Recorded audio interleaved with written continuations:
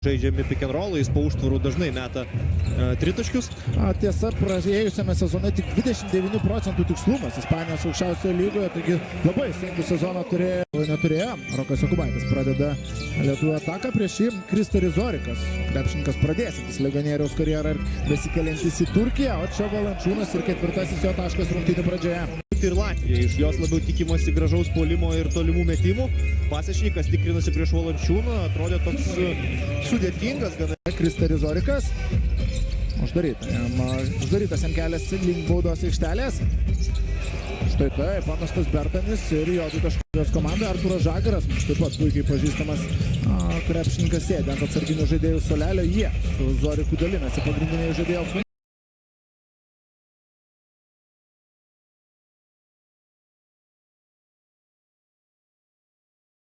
Dabar vėl Dimša prasiveržė į dešinę, greita ataka po perimto kamulio, Dimšas labai gražus perdavimas Sedekerskiui, 2 taškai.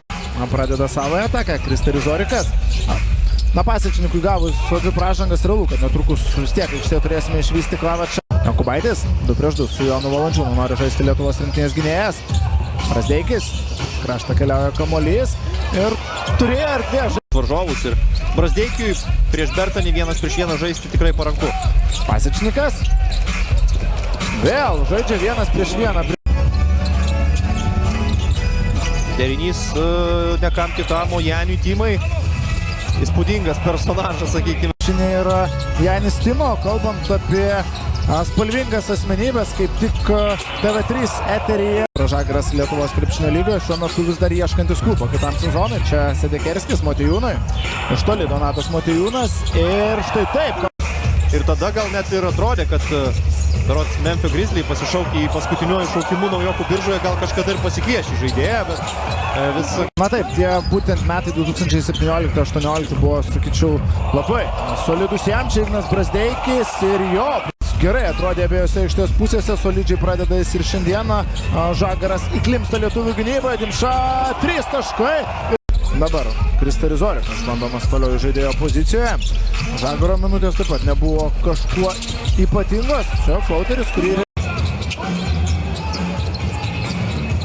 Vaidas Kariniauskas įprastai. Štai būna vienu metu su Donatu Motiejūnu, pastarojo puikus perdavimai mesti kamuolį arčiau krepšio. Lietuviai gerai spaudžiasi, perima kamuolį Margiris Normantas, Kuzminskui ir Mindaugas. Latvijos rinktinės žaidėjus, bet man labai prastą įspūdį palieka, kaip Kristaris Zorikas vadovauja komandai puolime. Rinktinės gynėjo taškai. Kariniauskas. Pozicinė lietuvių ataka. Ir Eimantas Bendžius palieka. Porzingis lygiai taip pat galėtų pakelti Latviją. Panašumas dar ir tas tarp Latvių ir Suomių, kad abi pateko į mirtininkų grupės. Metimai. Rolandas Šmitas. Dabar prieš Eimantą Bendžių. Rasa Motiejūnas yra pasiruošęs padėti. Ir čia Rolandas Šmitas. Vaido Kariniausko minutės aikštėje tęsiasi, tiesa. Sirvydis yra pasiruošęs taip pasirodyti aikštėje ir Jonas Valančiūnas. Normantas. Valančiūnas, tiek ten jį prilaikė varžovas, tačiau viskas pagal taisyklės ir Vydis tik. Užkliuvo Rokas Jokubaitis, tęsia ataką Lietuvijai, Latvijai skirta 4. komandinė pražanga. Normantas palieka už nugaros varžovą. Arčiau prie Valančiūno, nepakildamas prie Normanto ir atiduodamas tą flauterį, o dabar Bendžius perima kamuolį. Pats iki galo netaikliai, bet metimą kartoja. Kurie nieko daug nenuveikė, Timai iš 3 taškų zonos. Nepataiko, šiandien Latvijai praktiškai nieko, ką ir susikūrė. Tiesa dabar. Labiau gal noras pagyventi Puerto Rike. Rinkosi klubą pagal orų prognozę artimiausiam pusmečiui. Kažkaip taip. Jonas Valančiūnas krauna per žaidėjas, kuris pats gali viską daryti aikštėje, kai jis aplink turi gerus komandos draugus, gerai veikiančią sistemą, tai jis atsiskleidžia kaip ir Kauno Žalgiryje. Šiandien jam... Lietkabelį kitą sezoną persikėlęs puolėjas. Plius 30 ir dar 2 minutės iki kėlinio pabaigos, čia drąsiai. Pasirinktinės strategui. Sirvydis. Laukia ten kamuolio Dimša, tačiau esmės viskas pavyksta. Jokubaičio 2-2 su Valančiūnu, Sirvydis. Timas šoka prie jo, tačiau nesuspėja ir Bertanis ir Latvija liko be vieno iš savo pagrindinių puolėjų. O Lietuvos rinktinė dar ir progą savo išnaudoja gerai. Šiek tiek kitoks Lietuvos rinktinės penketas lyginant su rungtynių startu. Margiris Normantas pradėjo vietoj Tomo Dimšos.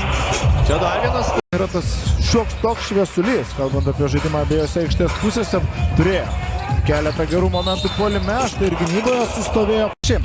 Nors lankai pasirodė gana minkšti, bet Taivane šį kartą išspjautas buvo kamuolys.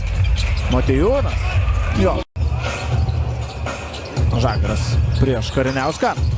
Du žaidėjai, vienas prieš kitą, Kariniauskas buvo taip pat.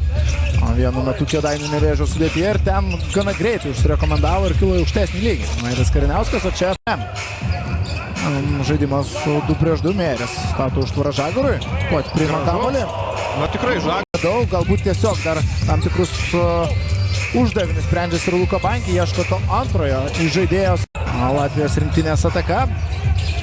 Ir toliau išties su Donatu Motiejūnu vidurio puolėjo pozicija. Zorikas iš toli ir pataikė.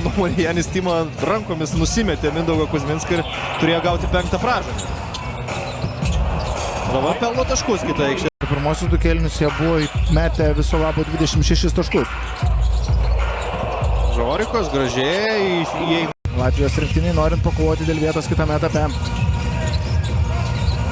Gražus perdavimas čia, gerai leidžiasi. Bogdanovičius bei Nikola Milutinovas buvo apskritai neregistruoti rungtynėms. O čia Janis Tima pataikė pražangųjų žaidime šiandieną. Kuzminskas. Gražiai, suklaidino Šmitą, bet dar spėjo prišokti Andžėjus. Šansas latviams, Šmitas. Dabar jis prieš Mindaugą Kuzminską, bet arčiau krepšio buvo. Tu buvęs Jonas Valančiūnas, Normantas perskaito šį varžovų perdavimą. Ir tai yra namų komanda dabar su kamuoliu. 8 sekundės. Dar šiai atakai. Pasičnikas, Zorikas. Ir Latvija vėl. Metų planetos pirmenybės jie. Ir aišku, visą tai lemdavo nuolatinius trenerių pokyčius, kol galiausiai užsienietis buvo pakviestas Luka Banki ir jis dažnai beaiškintum tą sistemą.